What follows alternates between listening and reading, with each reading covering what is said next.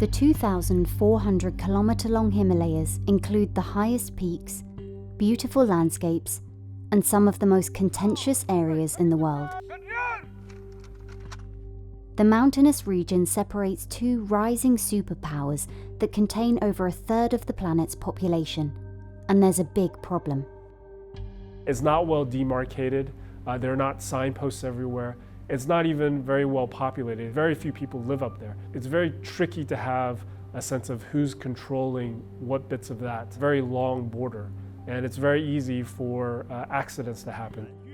Boundary disagreements led to a deadly military clash between the two sides for the first time since 1975. Adding to the border disputes is China's Belton Road initiative, a massive infrastructure project aimed at spreading Beijing's influence all over the globe, including countries which are at odds with India. We know that Pakistan is a big part of China's Belt and Road initiative. We know that China has been investing in ports, they've been investing in roads in Pakistan. And India and Pakistan do share a very contentious relationship also. In response to all of this, India has increased military on the border, banned Chinese apps, and improved ties with strategic partners to try and prevent the spread of Chinese influence. India believes that China wants a unipolar Asia that is dominated by China, where China sets the rules of the road, and where countries acquiesce to Chinese needs and wants. While a war may be unlikely, China has made it known it aims to take back what it sees as its territory. Xi Jinping has made it his goal to put China, what he says is the center stage of the world. And he's also said, he wants China to stand tall in the world. I think with that sort of rhetoric, it leaves very little room for China to be able to maneuver and give concessions.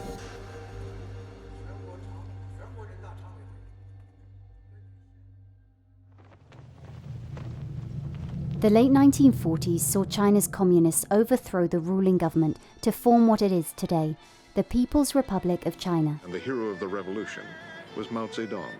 That same decade, India gained independence from Great Britain to create their current democratic government.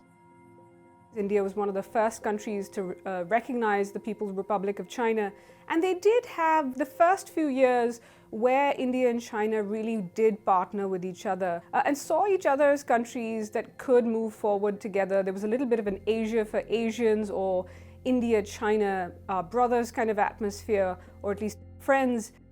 But that didn't last long. Shortly after establishing the People's Republic of China, the government exerted its control over Tibet.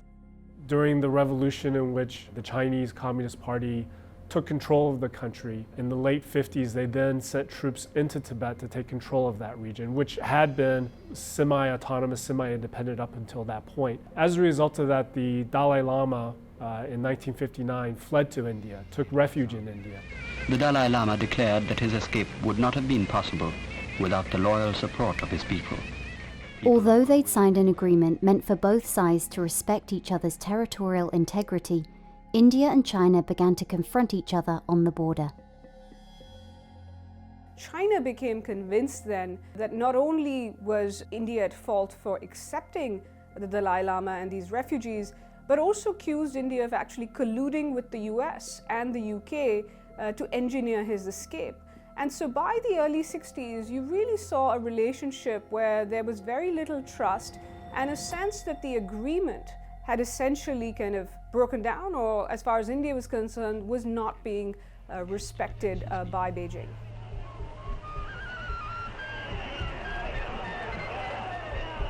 The first skirmishes took place when India discovered China had been building roads through what it viewed as its territory. And just a few years later, the most significant border conflict occurred. The point at which India and China sort of disputes really reached their climax was in 1962 when the two sides fought a war over the same territory that they're fighting over now up in the Himalayas. Thousands died on both sides, with China reaching its goal of retaining a large area of land near northwestern India called Aksai Chin. Since then, there have been numerous conflicts along what's now the longest disputed border on the planet. The areas of contention, the northwestern Himalayan region known as Ladakh, The Doklam Plateau, a territory that intersects China, Bhutan and India, and Arunachal Pradesh, the eastern territory in India that China claims is part of southern Tibet. There have been borders drawn up by various British cartographers in the past. There's the Ardagh-Johnson line marking the border in Ladakh, the McCartney-MacDonald line, another proposed marking in Ladakh, and the McMahon line, which marks the border of Arunachal Pradesh. We have a definite cartographic vision about our boundaries based on what the British has thought about. It's based on little bit of geography, little bit of ethnicity, little bit of history. So it's a very well defined boundaries which has not been recognized by China. Although some British drawn lines were agreed upon by past governments in Tibet, they were never formally accepted by Beijing. And this is precisely where the clash is, because there's no settled line at the moment where both agree, especially in these disputed areas in the north and the east, where the actual border lies. But there have been many periods since the 1962 war where there wasn't conflict.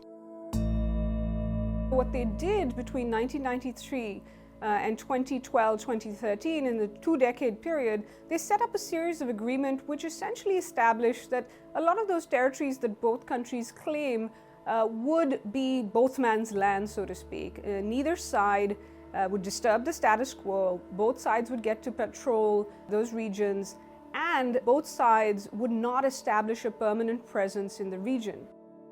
This solution is known as the Line of Actual Control, and it's a temporary border where both sides maintain the status quo. But even that line's location isn't fully agreed upon. In 2013, a dispute occurred in the Demchok Valley near Ladakh, and another in 2015, where Indian soldiers destroyed a Chinese-built structure in what they saw as their territory. Then things really started to heat up near the Doklam Plateau. There was one boundary crisis in 2017 where it actually involved the boundary dispute between China and Bhutan, which again, it's not quite demarcated, but there's an understanding about it. India, as an ally of Bhutan, got involved to help push China back or get it to reverse its movement or its unilateral change of the status quo there. China brought heavy road-building equipment into the disputed region and began constructing a road, one that would give China a direct route to the Siliguri Corridor, or Chicken's Neck, where all land-based military and commercial traffic travel between India's northeastern provinces and the rest of the country. So if there ever is a war or a major conflict between China and India, this would be strategically significant land. Bhutan allowed India's military to enter their country to stop the construction. For months the troops faced off, but no casualties were reported.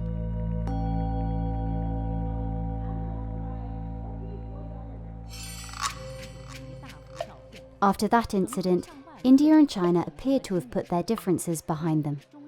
China's relationship with India, that had sort of looked promising. As recently as 2019, Xi Jinping traveled to India, had this two-day summit with Modi, and just before that, Modi came to China and had a multi-day summit with Xi Jinping here. The two countries were sort of finding a common ground where they could work together. India and China had actually established economic ties, well, perhaps at their greatest point in history. China had become India's largest trading partner, but you also saw Chinese investment for the first time going into India in a significant way, and China was seeking to enter in an even bigger way, and particularly in India's telecommunication sector and the 5G network. Then, in 2020, the pandemic happened. The breaking news is about the confirmed coronavirus in Kerala, where a student studying in China's Wuhan University has tested positive with the deadly virus. खबर यह है कि केरल में corona virus का पहला positive case सामने आया है. Because of China's handling of COVID, India started becoming concerned about its overdependence on China in certain sectors, the lack of transparency of certain Chinese companies, their links with the state. And whether the Chinese state would use its economic ties for whether it was coercion or economic influence. Up until this point, most of the standoffs had been non-violent because of agreements between both sides not to use firearms. The majority of the confrontations during the 20th century used loudspeakers to taunt each other from far away. Chinese troops have set up loudspeakers that belt out Punjabi numbers at their forward posts. Let's take a look.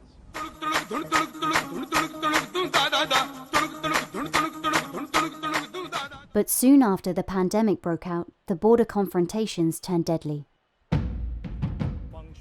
In May 2020, China surprised India by deploying troops in the disputed region of Ladakh and Pakistani-occupied Kashmir.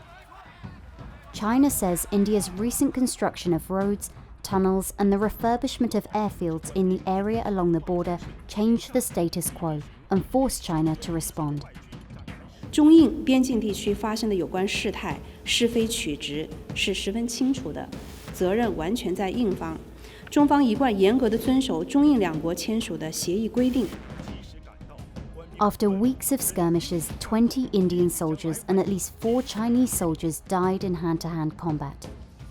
And it came at a time when economic relations between the two countries were at its peak.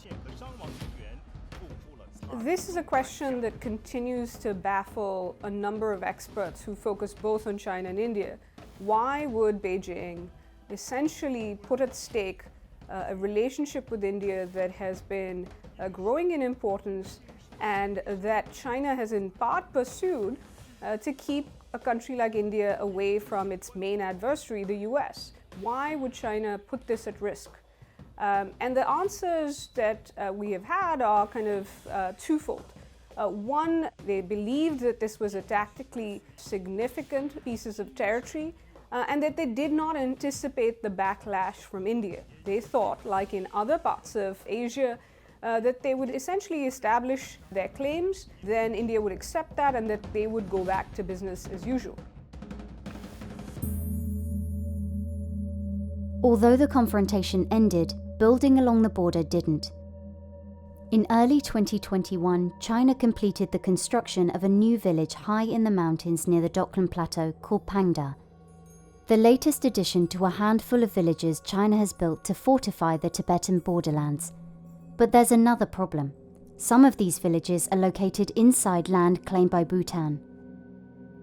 It's the classic possession is 9/10 of the law phenomena. It is China saying, we're just going to change facts on the ground, establish a presence, and the idea has been that nobody will push back. Experts refer to their tactic as salami slicing, and it reflects the wider strategy of China's leader Xi Jinping to assert the country's territorial claims in small steps, while not addressing it head-on. China's overall strategy for a lot of things, and I'm extrapolating at this point to include the border, is to try and push questions that cannot be resolved today into the future. And the thought behind that is that any issue that China has to tackle today, if it can tackle it in 5-10 years down the road, China will be in a stronger position at that point. China's end goal is unknown.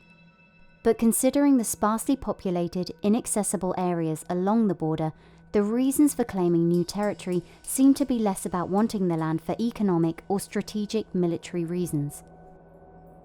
There are other explanations, of which the primary one is that Xi Jinping and the Communist Party of China wants to prove to their own public that even though they had made some missteps at home in terms of handling COVID, they could help take over these territories or establish their presence in territories that China claims on their sovereignty grounds. And so essentially this was a nationalism argument. China's obviously become much more assertive in its territorial claims. I think a lot of people have talked about this wolf warrior diplomacy, where Chinese diplomats are much more aggressive in verbally defending, rhetorically defending China's position. China's obviously backed that up with more military spending, but you've also seen it reflected in Chinese state media. They go to greater lengths to celebrate Chinese military accomplishments. They go to greater lengths to show that Chinese territorial claims are being upheld and defended. In the South China Sea, few are willing to fight back China's claims, but India is different. The problems in the South China Sea, including a number of different claimants who are smaller, perhaps not willing or able to take China on, those don't relate to the China-India situation, where India has the ability to hold its ground. Although India lags behind China in terms of military, technology and infrastructure, it may be one of the few countries willing to contest China in the region. India has already opposed China's Belton Road initiative, which some estimate involves as much as $8 trillion, aimed at creating economic ties all over the globe. It was one of the first major countries to announce that it was going to boycott the first Belton Road Forum, and it does not do so because it says that it does not respect standards like financial sustainability, environmental sustainability, transparency, and territorial integrity. That last bit is important for India, and one of the key reasons it does not subscribe to the Belton Road Initiative. India believes that China, through its China-Pakistan Economic Corridor, has established projects in what India considers disputed territory between India and Pakistan. It's likely that India will continue to boycott the Belton Road Initiative for the near future. China's handling of COVID, the border crisis, and the Belton Road have all led India to look elsewhere for economic ties, determined to become less reliant on China. After the 2020 flare-ups, India banned dozens of Chinese apps, and Prime Minister Modi doubled down on the Quad, an association of 4 democracies, Australia, Japan, India and the US, committed to preventing the Indo-Pacific from becoming Beijing's geopolitical domain. It's cemented a group of strong democracies that will work together going forward to secure a free and open Indo-Pacific. And this is great news for the US, who's looked to increase ties with India for decades. US policymakers have seen India as a geopolitical counterbalance, an economic alternative, and a democratic contrast to China.